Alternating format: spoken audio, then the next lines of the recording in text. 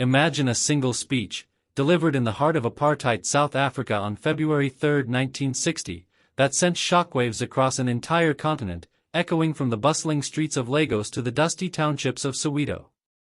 A few carefully chosen words that toppled empires, ignited freedoms, and redrew the map of the world, accelerating the independence of over a dozen nations in that pivotal year alone. This is the story of Harold Macmillan, the British Prime Minister who dared to whisper to the winds of change, and unleashed a hurricane of self-determination.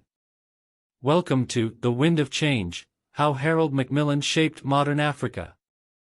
If you're ready to uncover how one man's pragmatic voice accelerated the dawn of a new era amid Cold War tensions and rising nationalism, hit that like button, subscribe for more hidden histories, and let's dive in.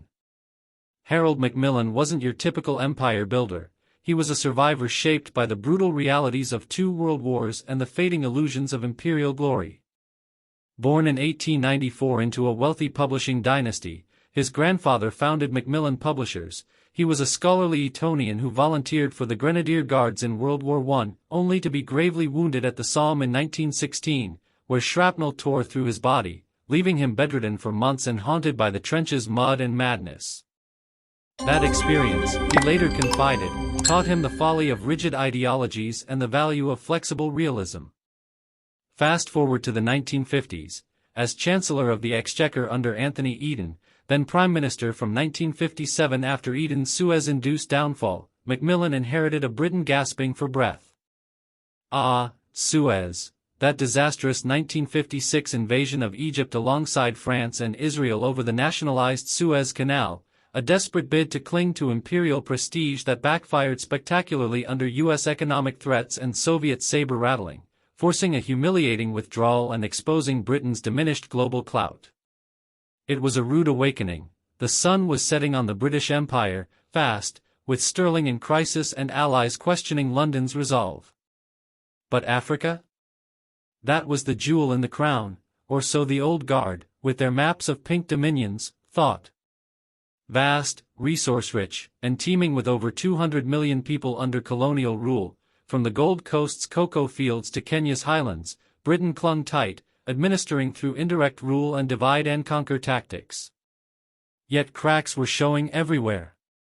Nationalist leaders like Kwame Nkrumah in Ghana, Africa's first sub-Saharan nation to break free in 1957 after years of non-violent protest and strikes, were chanting, "Seek ye first the political kingdom," mobilizing masses with Pan-African dreams inspired by figures like Marcus Garvey. In private cabinet memos, Macmillan warned bluntly, "The empire was a millstone around our necks, draining resources while fueling anti-colonial fires stoked by the US and USSR in their proxy battles." By early 1960, as he embarked on a landmark 6-week tour of Africa, covering some 17,000 miles across British territories from the sweltering tropics to the southern plains, Macmillan wasn't there to conquer or lecture. He was there to concede, with style, charm, and a keen eye on preserving Britain's influence through trade rather than troops. Picture this, January 6, 1960. Macmillan lands in Accra, Ghana, the humid air thick with the scent of Kent cloth and fresh palm wine, just 3 years after independence. Crowds roar as he toasts Nkrumah at a state banquet in the old colonial governor's residence, now repurposed as the presidential palace, but whispers of unrest linger, tribal tensions between Ashanti and Yu groups, economic woes from falling cocoa prices, and the shadow of Nkrumah's growing authoritarianism. Undeterred, Macmillan praises Ghana's democratic experiment, even as he navigates delicate talks on British aid for the Akasambo Dam project.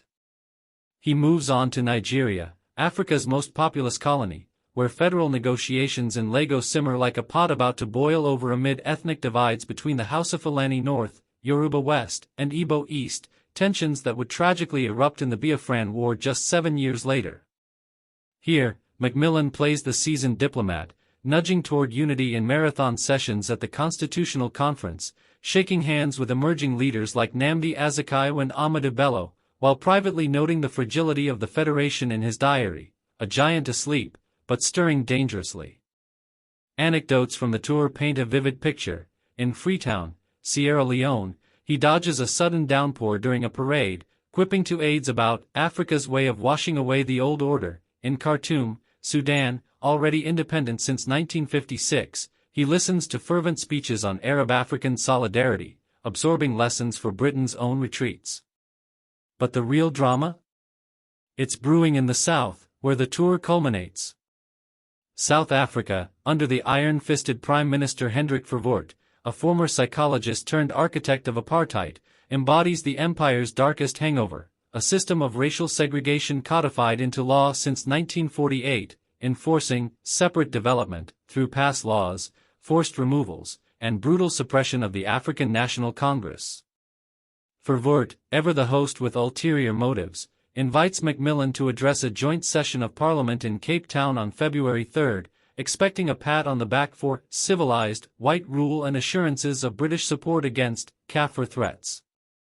Instead, Macmillan arrives with a speech drafted in secrecy aboard his plane, scribbled amid cigarette smoke and clinking glasses of brandy, that would make history's footnotes scream and set the stage for apartheid's international pariah status. The chamber in Cape Town's Houses of Parliament is packed, white MPs in starched suits, the air thick with tobacco smoke, brandy fumes, and unspoken fears of black uprisings like the recent Sharpeville massacre that would unfold just weeks later. Macmillan, with his Oxford drawl, pipe clenched between teeth, and unflappable gaze, described by one observer as a patrician owl surveying the ruins, begins innocently, praising South Africa's industrial progress, its gold mines and vineyards, and nodding to shared Anglo-Saxon ties forged in the Boer War's bitter aftermath. He evokes history's grand sweep. Ever since the breakup of the Roman Empire, one of the constant facts of European history has been the advance of the frontiers of Europe.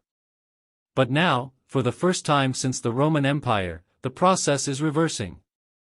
Then, the pivot, a masterful rhetorical feint.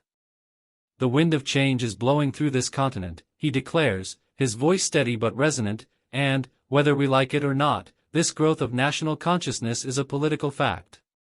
We must all accept it as a fact, and our policies must take account of it. Boom. He lists the independences sweeping the globe, 13 African nations set to join the UN that year alone, Sudan and Tunisia in 56, Libya and Morocco in 57, Ghana and Guinea in 58, and now Cameroon, Togo, Mali, and more tumbling like dominoes. Britain? Not fighting it anymore. We have sometimes at great cost been forced to let these men go, he says wryly, alluding to bloody suppressions like Kenya's Mau Mau uprising, where over 11,000 Kenyans died in British detention camps between 1952 and 1960, or the Ola Camp massacre that same year.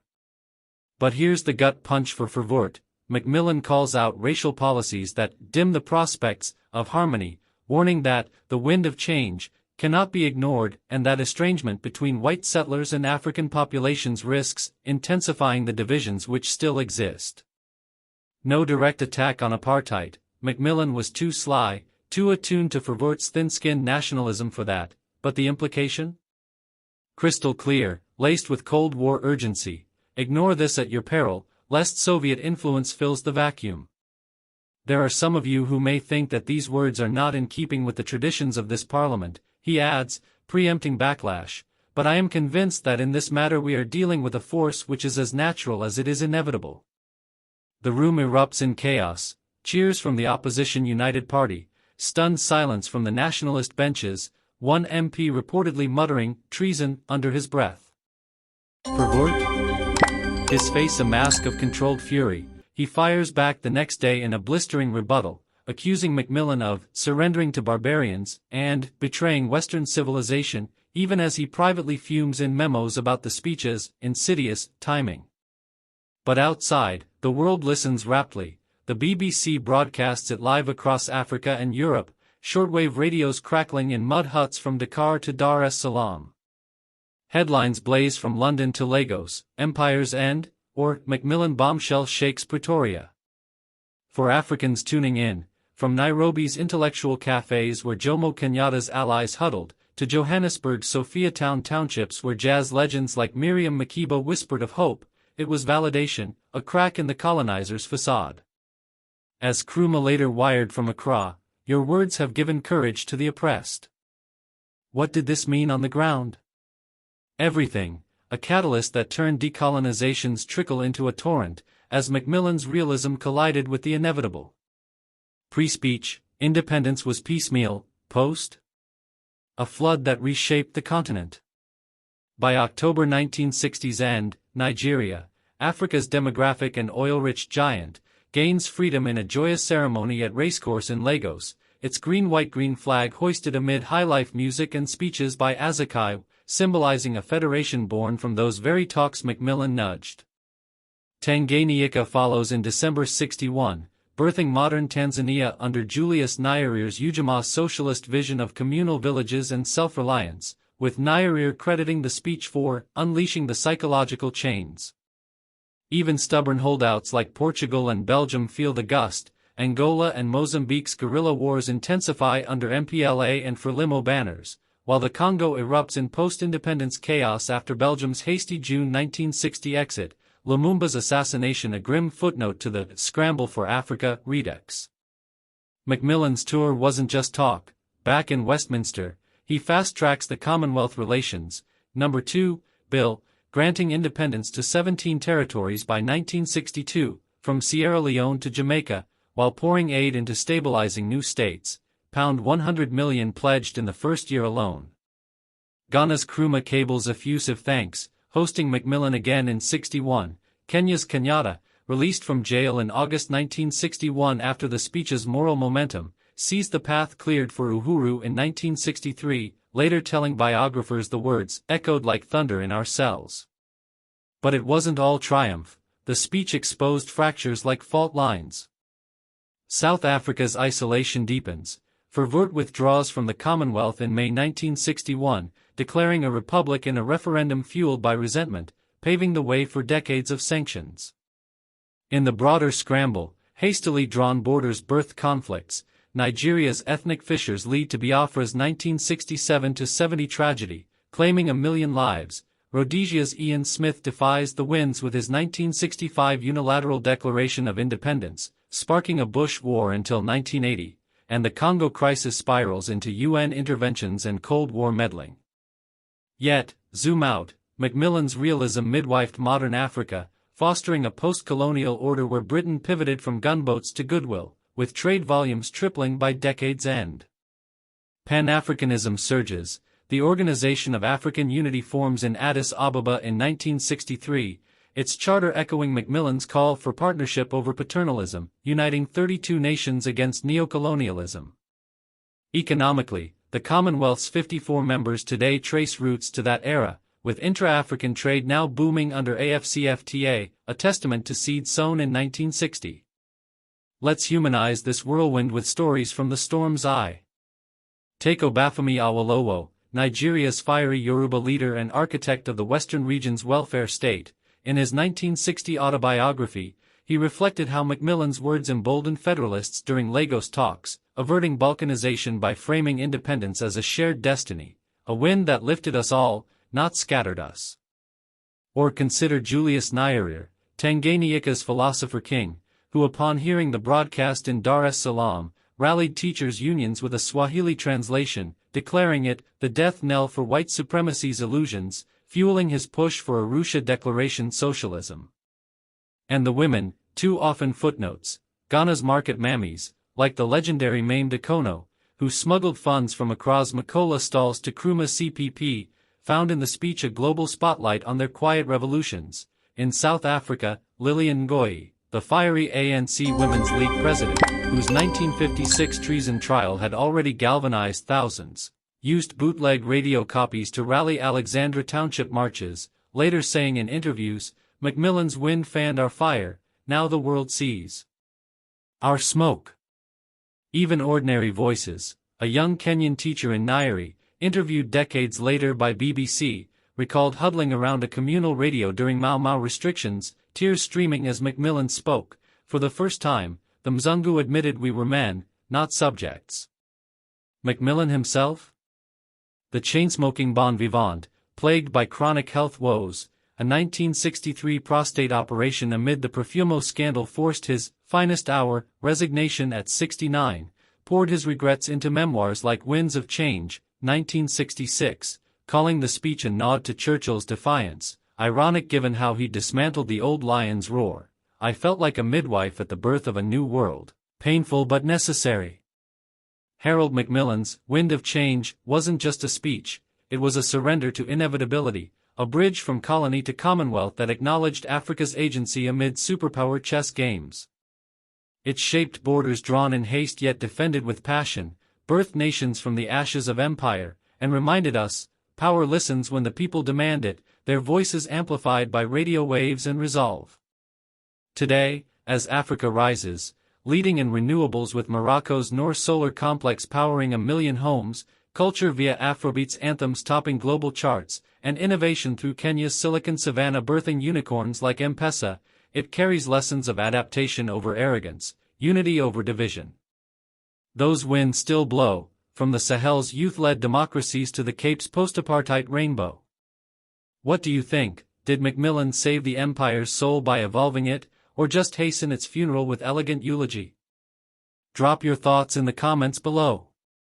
If this journey through history gripped you, smash that like, subscribe for more untold tales of trailblazers, and share with a friend who's ready to ride the wind. Thanks for watching. Until next time, keep questioning the status quo. Africa rising.